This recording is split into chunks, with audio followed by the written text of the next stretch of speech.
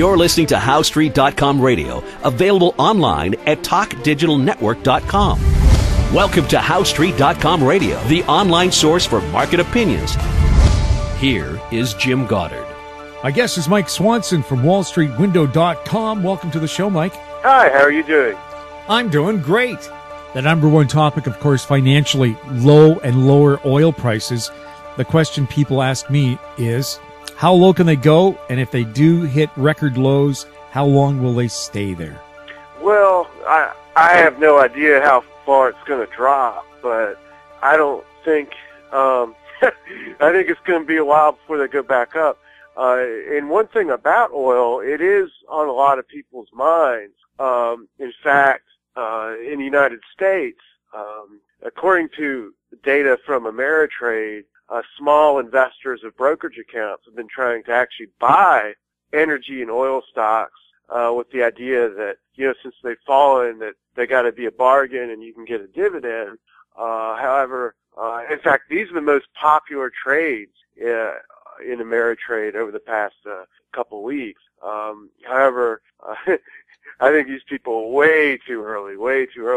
For one thing, oil does not, it doesn't tend to go back up really quickly when it falls like this. If you look historically, since the 1970s, there have been several bear markets in oil, and most of them lasted for several years.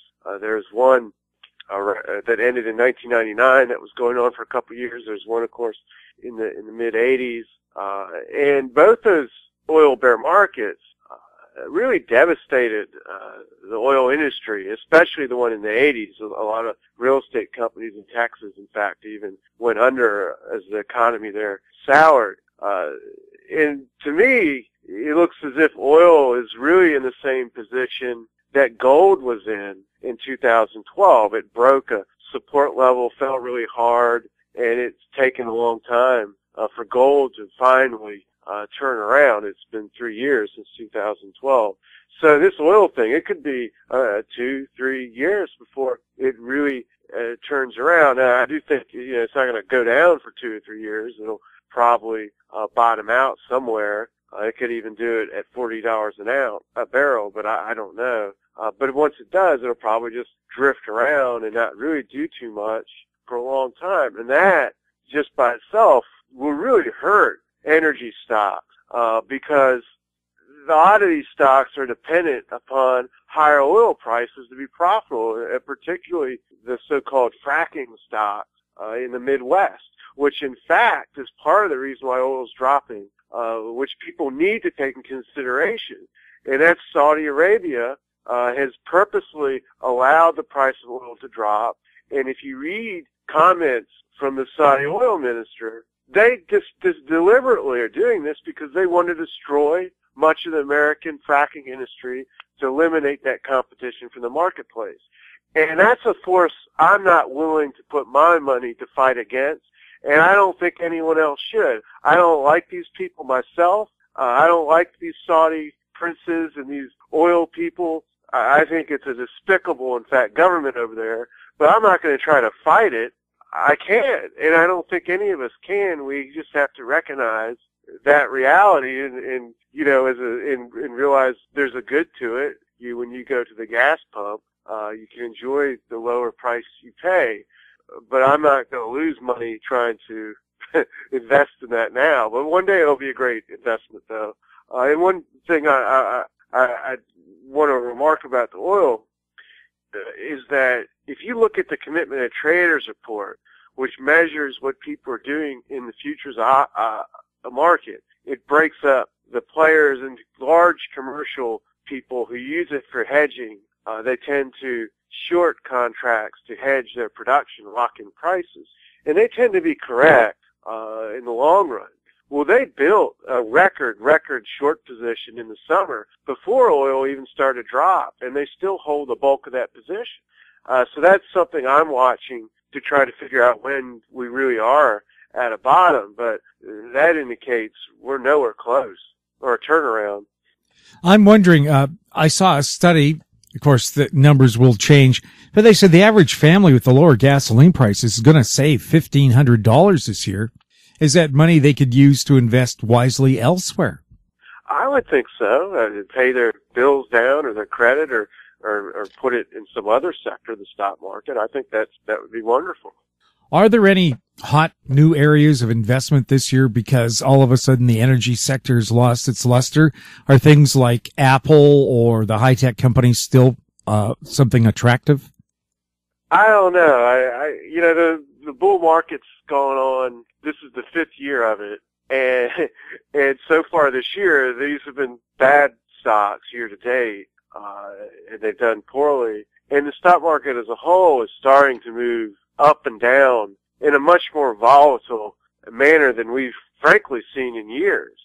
And the number of stocks that have been going up on the market rallies has actually been diminishing since last July, meaning the internals of the stock market are breaking down. There's sectors and stocks that are already actually in bear markets, and I define a bear market as a sector or stock below its long-term 150 and 200-day moving averages, and those moving averages then acting as resistance. The oil sector, of course, fell and collapsed to these levels, and a few months ago and has been able to rally above it. But so have some other sectors too. The market as a whole is still above it, but the internals are breaking down, and the volatility is picking up. That's why we're seeing these up and down moves. The market's getting more volatile. The importance of all this is it indicates that we're at the end of the bull market. I mean, this is the type of stuff that happens at the end of bull markets. It happened in the fall of 2007 and in March of 2000. So I really think people need to be actually very cautious, and I think the best thing someone can do is look at their overall portfolio right now and see how well diversified they really are, because I think that's really going to be the key to doing well in the coming years. Isn't so much being in the hot stock, the Facebook or the Tesla or whatever some other fad's going to be, or trying to chase something, but to be very well diversified. And that means, yeah, you can have some stocks, but you need some bonds, and you also, frankly, need some commodity investments. Even though oil's gone down, I do think gold and silver can actually play a very protective part of a portfolio going forward. And what I think is a changing market environment, which these stock market moves are part of that. But gold is starting to come alive. It's close to $40 an ounce as we're doing this interview. The gold stocks have come off their lows, and if they are higher, in a few months, they're still going up. I think that indicates that they're actually in a bull market. So if you are looking for a hot area, I think that is actually it. Finally, since 2012. We'll have more with Mike Swanson right after this. More and more people are looking to the internet for intelligent, riveting, and thought-provoking interviews. To advertise on The Goddard Report and TalkDigitalNetwork.com, call 604-699-8600, 604-699-8600. Welcome back. We're speaking with Mike Swanson from WallStreetWindow.com. Mike, I'm wondering, with lower energy prices, sectors that use a lot of energy, like the airline industry and cruise ships, they chew up a lot of fuel. Could we expect to see lower prices for airline travel and for people who like to take cruises? I would think so. That would be a nice thing to see, too. And, of course, if they're getting more business, a sector you might want to look at. Yeah, sure. But you've got to look. Let's look, to give you an example, I'll take a look at, as we're speaking, this is the problem. Here's Southwest Airlines, a typical airline stock, and it's trading with a P of 14, which isn't too bad, but it may be worth looking at that. I was also wondering about the price of food. I remember before Christmas, all the TV stations were telling us, brace yourself. You're about to face, super high food prices in the new year. Will we face super high food prices if it costs farmers less to go around, plant their crops, and harvest them? Well, there's something interesting going on in in the commodity markets. First, we've got oil dropping, and then gold and silver, seemingly, they feel like they're now finally going up in a sustainable way. So these are two things different. And then the rest of the commodities, such as the foods and agriculture, and almost all of them, coffee's gone up lately, but almost all the others have actually declined over the past couple months here. And one thing that's interesting is if you look at the CRB commodity index, it's also kind of been in a bear market too. However, historically, when commodities as a whole and a bear market, what tends to happen actually is that gold and silver go up first, and then these other commodities kind of bottom out and then start to go up a couple months later. And oil actually tends not to go up until you're at the end of a commodity bull market cycle. So for example, in 2007, oil blasted off and went up to something like $140, $150 a barrel in like 3 or 4 months from, I think it was like 80 or 90s. I mean, it was a huge, like, parabolic move, just that took everyone, shocked everyone, just as this drop has done the same. However, other commodities tend to go up before oil ever goes up, and they start to go up after gold and silver do. And if you look at the commitment of traders reports for some of these commodities, say like sugar or corn, for example, they're showing that the commercial people are starting to close out a lot of their short positions.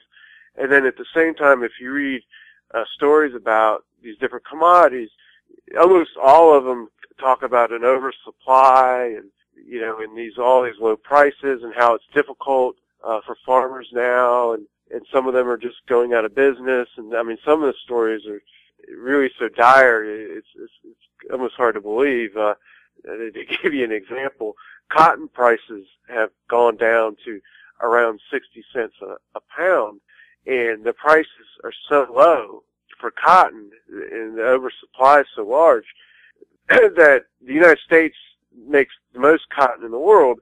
India is like second, makes about half as much as the United States.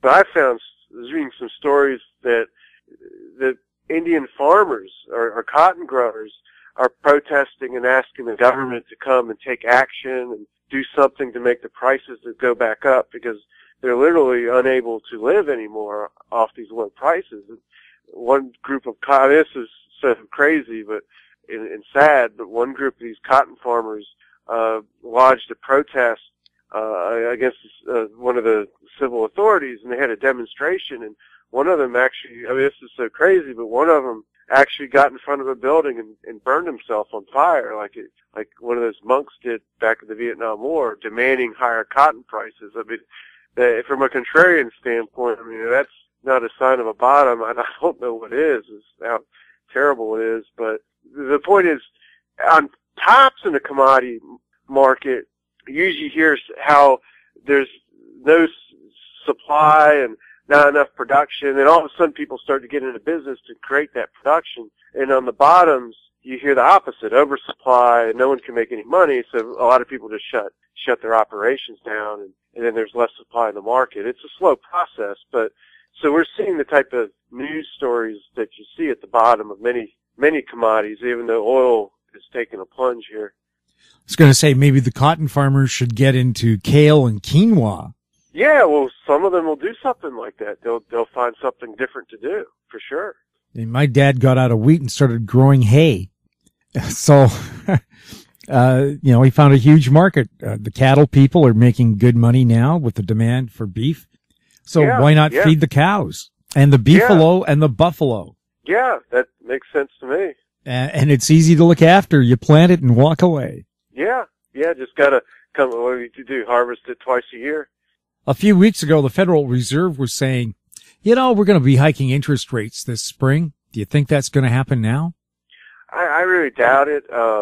There's actually stories this morning that the IMF and the World Bank were lowering their growth estimates for the world, and there's another story that the retail sales in the United States in December disappointed, and they were down. I think it was like 4%. And frankly, if the stock market does not go up and just merely goes sideways, much less if it goes down, they won't be lowering rates anytime soon, or raising rates anytime soon.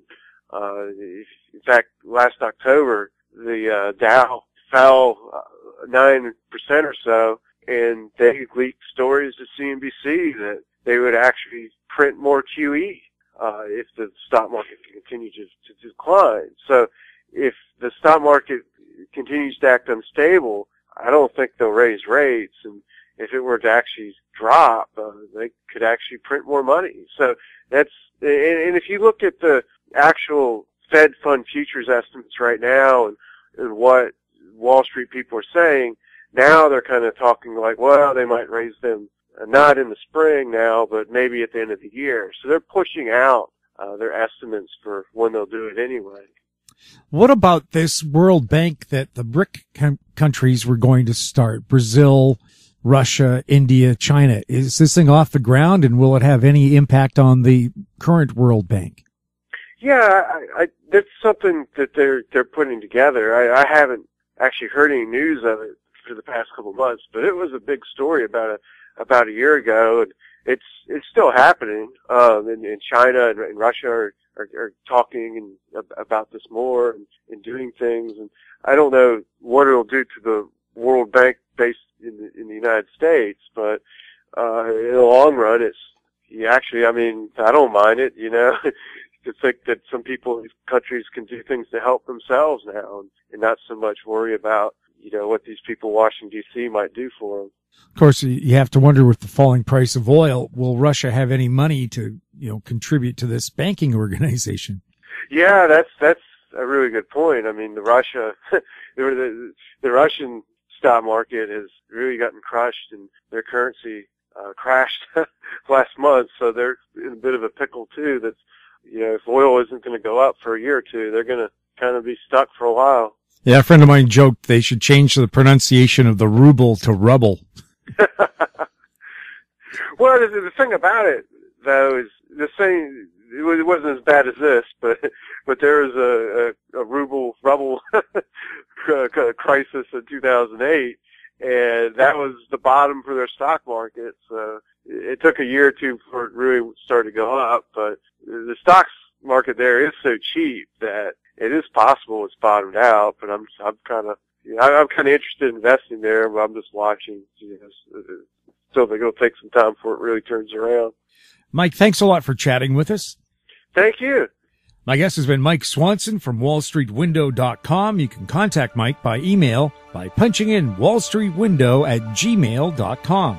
You're listening to HowStreet.com radio on TalkDigitalNetwork.com. Find us on Twitter at TalkDigitalNet. Our YouTube channel, which is very popular, is Talk Digital Network. Comments about the show can be sent to info@HowStreet.com. I'm Jim Goddard.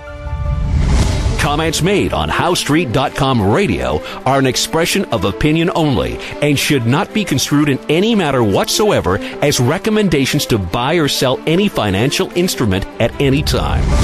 Available online at TalkDigitalNetwork.com. HowStreet.com radio is a production of HowStreet Media Incorporated.